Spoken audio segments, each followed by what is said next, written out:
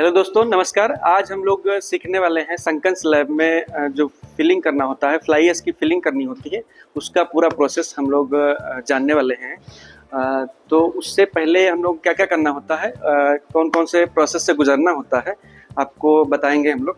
देखिए, ये हमारा संकन स्लैब है। संकन स्लैब मीन्स जो बाथरूम का एरिया रहता है वो वाला स्लैब जो रहता है, बाकी फ्लोर की अपेक्षा डाउन रहता है, नीचा रहता है, उसी को बोला जाता है संकन स्लैब या डाउन स्लैब।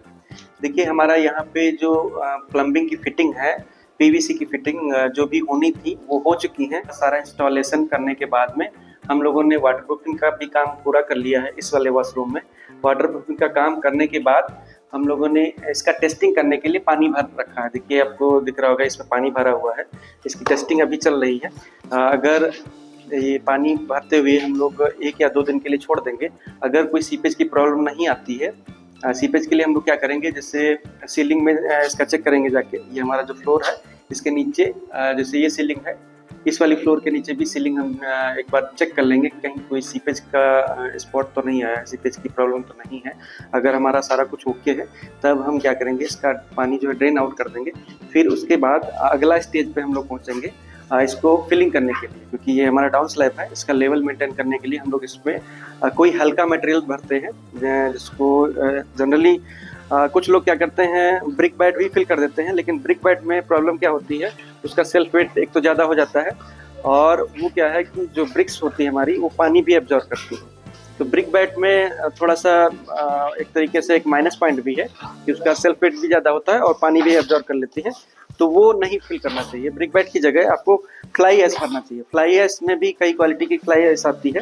देखिए, हम लोग यहाँ पे फिल कर रहे हैं फ्लाई ऐश। तो ये फ्लाई ऐश, जो कुछ फ्लाई ऐश आती है वो धान की भूसी से बनाई जाती है, वो फ्लाई ऐश भी आपको यूज नहीं करना है। ये हमारा कोयला से बना हुआ राख है। कोयला में क्या होता है कि कोयले का जो जला हुआ राख रहता है, उसको फिल करने से फ़ायदा क्या रहता है कि ये जो है पानी को एब्जॉर्ब नहीं करता है, और ये क्या है कि इसका ड्यूरेबिलिटी भी अच्छी रहती है। तो उसी का फिलिंग हम लोग कर रहे हैं अभी। इसमें सारा टेस्टिंग जो है वाटरप्रूफिंग का जिस प्रोसेस से हमको गुजरना होता है, वो सारा कुछ कंप्लीट हो चुका है। अभी हम लोग फिलिंग कर रहे हैं। फिलिंग करने से पहले हम लोग क्या करते हैं, स्पाउट पाइप का जो मुंह रहता है उसको कैसे लॉक करते हैं, उसका पूरा प्रोसेस जान लेते हैं। अभी हम दिखा देते हैं, 1 मिनट जरा इसको हटा दीजिए एक बार। ये देखिए, 2 पाइप के बीच में आपको एक पाइप दिख रहा होगा, पतला सा। ये 1.5 इंची पाइप रहता है, पीवीसी पाइप। इसी को बोला जाता है स्पाउट पाइप। स्पाउट पाइप क्या होता है, अगर आपको नहीं आइडिया है तो मेरे चैनल पे एक वीडियो अवेलेबल है, वहाँ पे जाके आप देख सकते हैं। मैं पिन कमेंट में भी इसका लिंक डाल दूंगा, वहाँ पे जाके आप देख सकते हैं स्पाउट पाइप क्या होता है, उसका रोल क्या रहता है, उस वीडियो में आपको पता चल जाएगा। इसका मेन रोल क्या रहता है, मैं फिर से एक बार आपको बता देना चाहता हूँ। इसका मेन यूज क्या है कि जैसे फ्यूचर में कभी क्या होगा कि फ्लोरिंग होने के बाद में अगर कोई पाइप इसमें से लीक कर गया कहीं भी, और सारा पानी जो है इसमें भर गया, तो उस पानी को क्या है कि ड्रेन आउट करने के लिए हम लोग स्पाउट पाइप प्रोवाइड करते हैं। एक तो ये, अगर कोई पाइप लीक कर गया वहाँ से भी आ सकता है। दूसरा, जब हम लोग फ्लोरिंग करते हैं तो फ्लोरिंग करते टाइम में दोनों टाइल के जॉइंट से पानी जाने का चांस रहता है। अगर आपका ग्राउंड जो है अच्छे से फिल नहीं हुआ है, तो वहाँ से भी पानी जो है नीचे जाता रहता है, और आपका जो डाउन स्लैब है वो पानी से भर जाएगा। उस पानी को निकालने के लिए हम लोग क्या करते हैं, स्पाउट पाइप दे देते हैं 1.5 इंच का। अब स्पाउट पाइप देने के बाद में हम उसको लॉक कैसे करते हैं, अगर डायरेक्ट हम लोग इस पर फ्लाई ऐश डाल देंगे तो उस पाइप का जो है मुँह चोक हो जाएगा। उस पाइप का मुँह चोक हो जाएगा, और क्या होगा कि सारा पानी जो है इसमें भर जाएगा।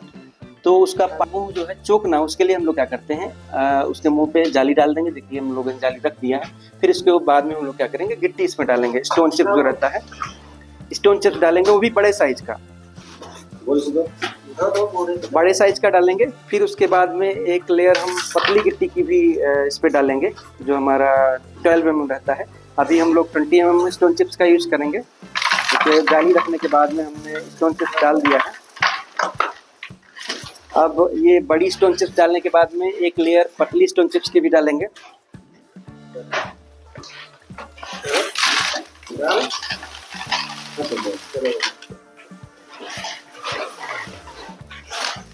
ये देखिए, हम लोगों ने एक दूसरी लेयर भी प्रोवाइड कर दी है स्टोन चिप्स की।